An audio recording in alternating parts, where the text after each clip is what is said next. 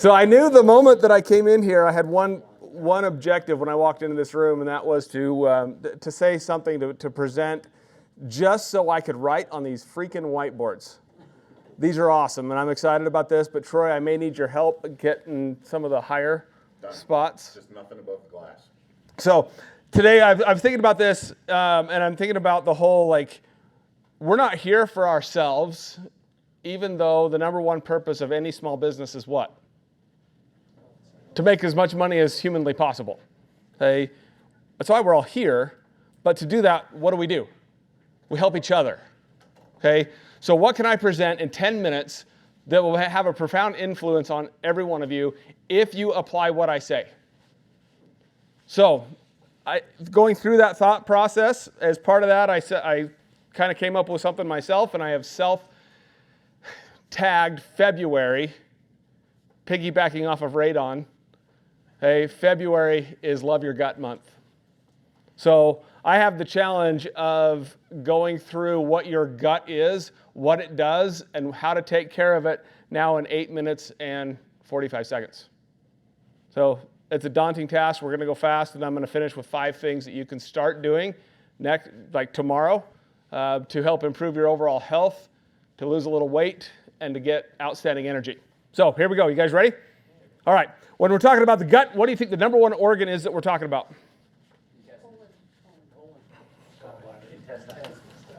Brain.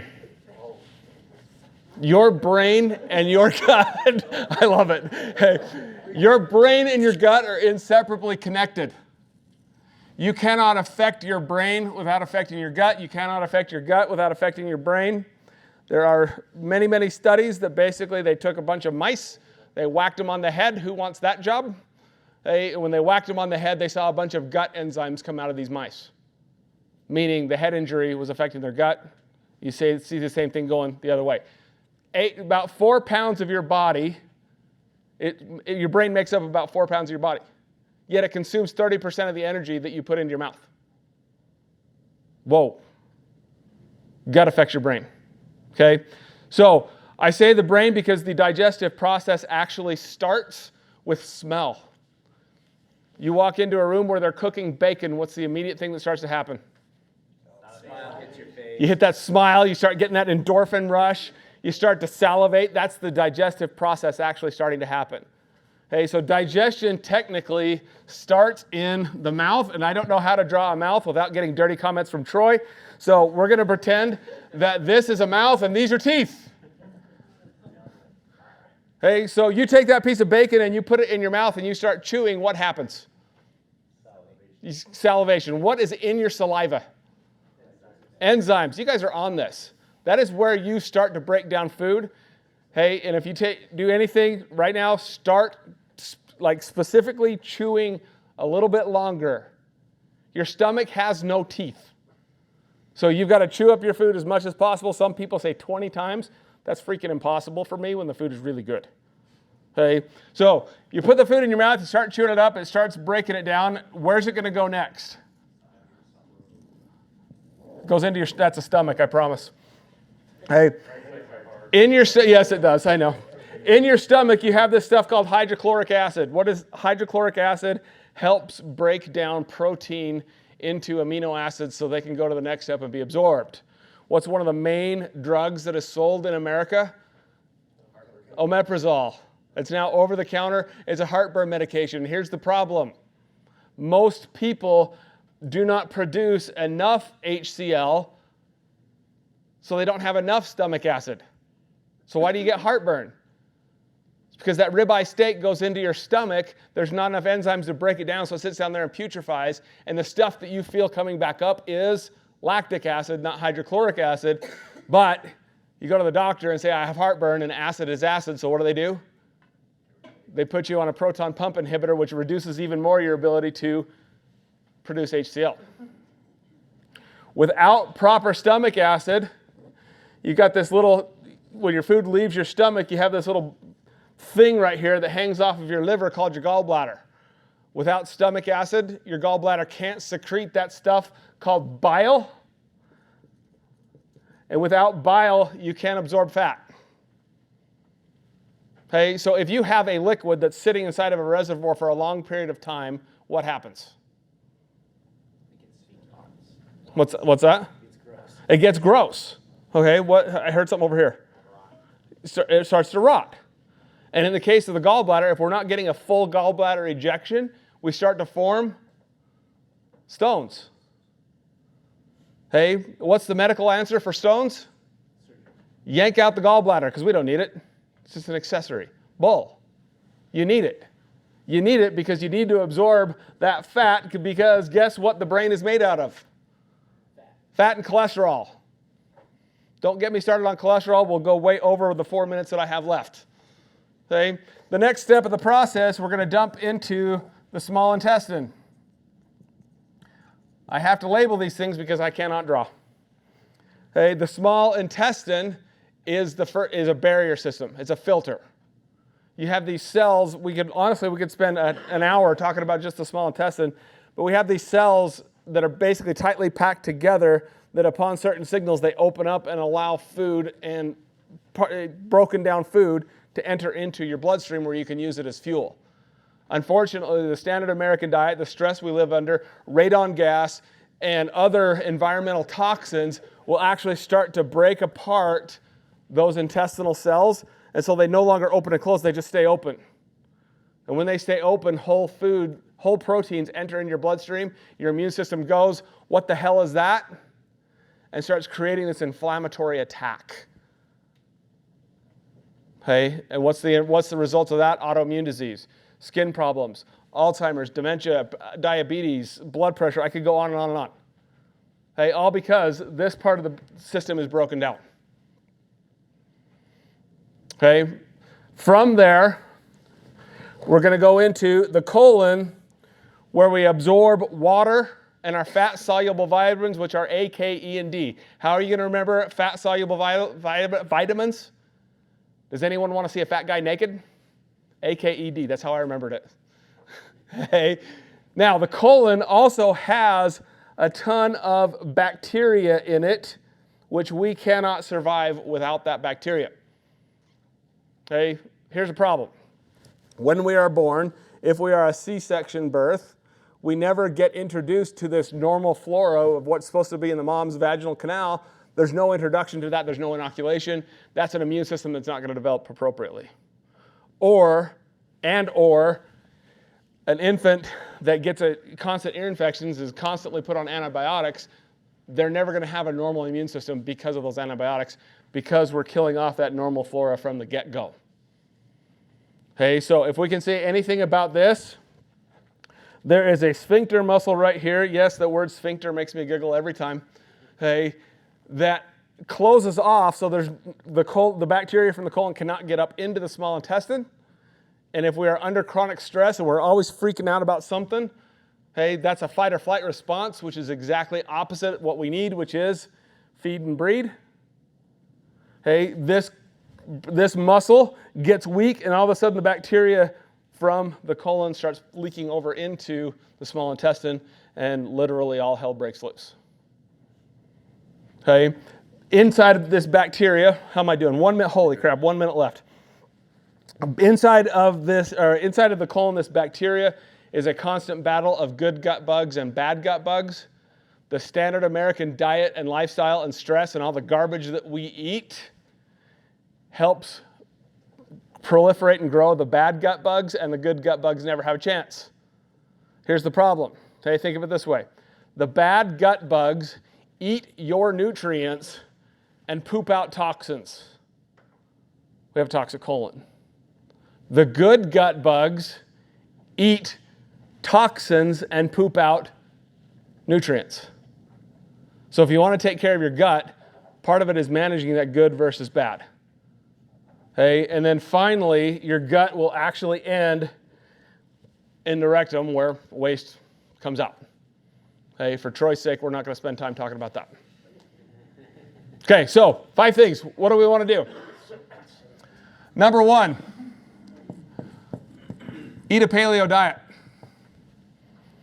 That means getting rid of sugar, refined grains, fast foods, etc. So your focus should be meats, fruits, and vegetables.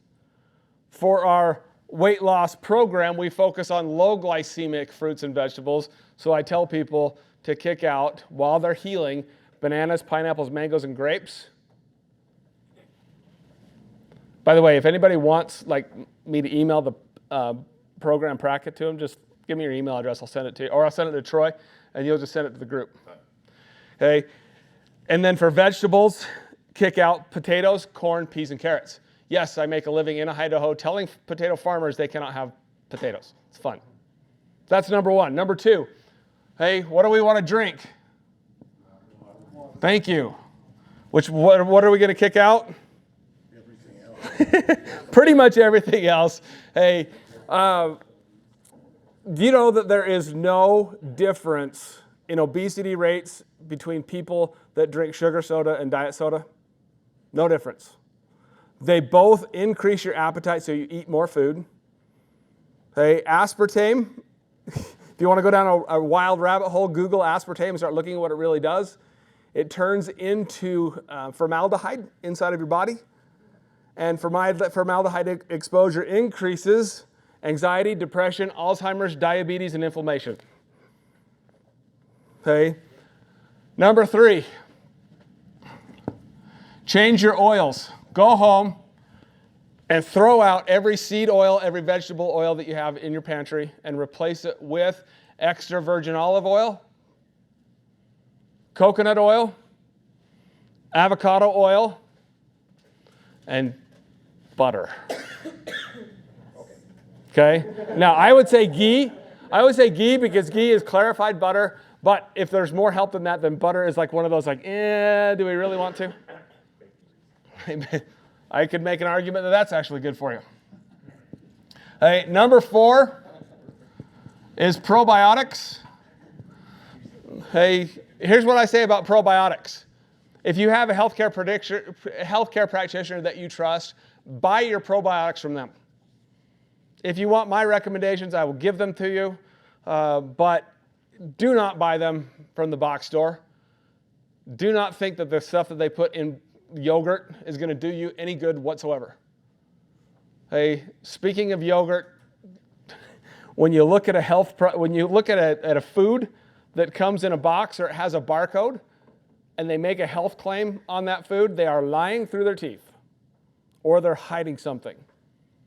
Okay, so yes, yogurt has bacteria in it, but there's so much sugar that it doesn't do you any good, and that bacteria will never make it to your colon where it's supposed to be.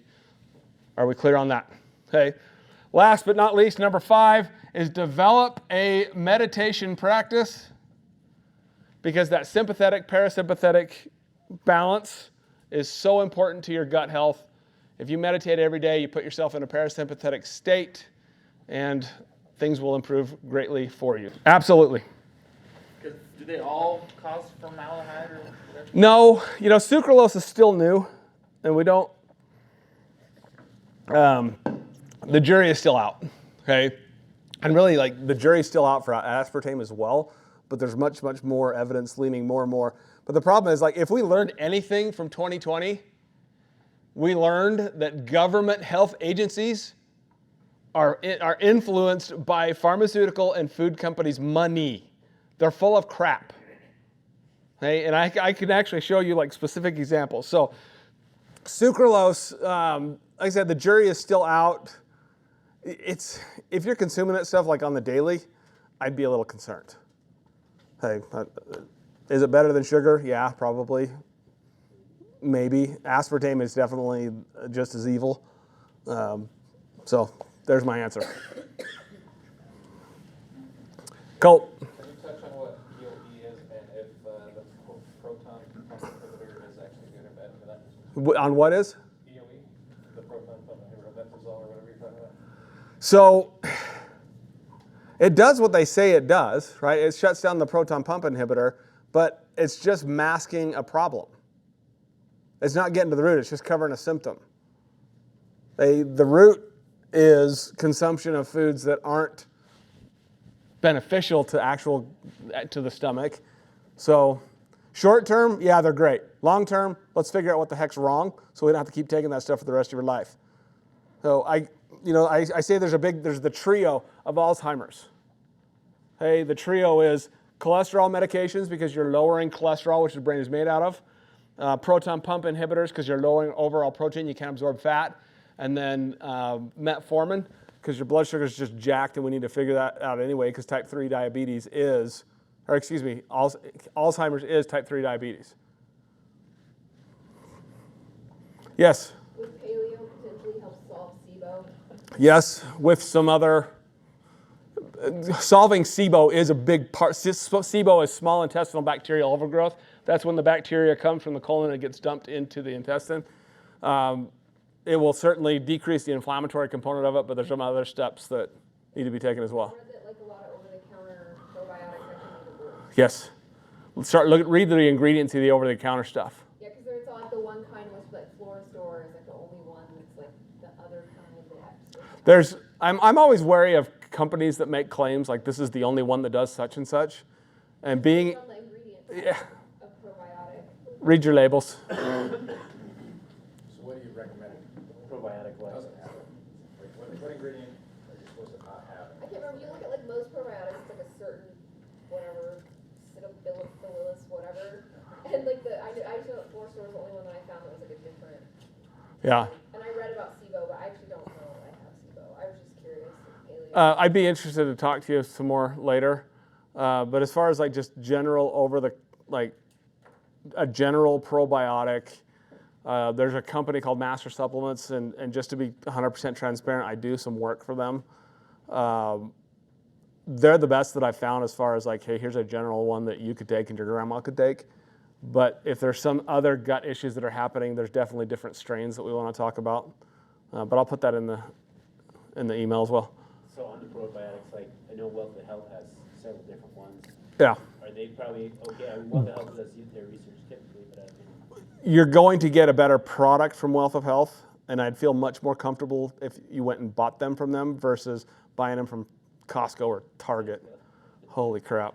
What about Melaleuca? Melaleuca has one too. And I love that.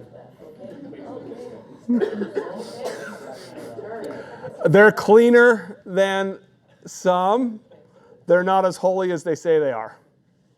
I said that one night, and one of the ladies in my program, like her husband is a big Melaleuca guy, and I totally just ripped him apart. Can you tell us a really quick process overview of like, hey, if you or if any of us in the group or anybody we want to refer to, what's the process? They come see you once and then like you develop a plan, or what do you do? So, where we don't deal much with insurance, I never charge for the initial, like, let's just sit down and see what's going on. Hey, and I've prided myself over the last decade or so of just saying flat out, look, I'm not going to charge you a dime till we know kind of what the direction's going to look like. I mean, there's things like the weight loss program that have a set price, or someone may not respond very well with it. We have to come up with something else for them. So it's just sit down, let's chat, let's look at whatever else has been done, and then we can figure it out from there. So if you want to refer people to me, have them call the office and just set up a consult, and we're happy to sit down with them. Would a program with you qualify to use HSA? Absolutely. We love HSAs. Anybody else? That was fun, guys. Thank you.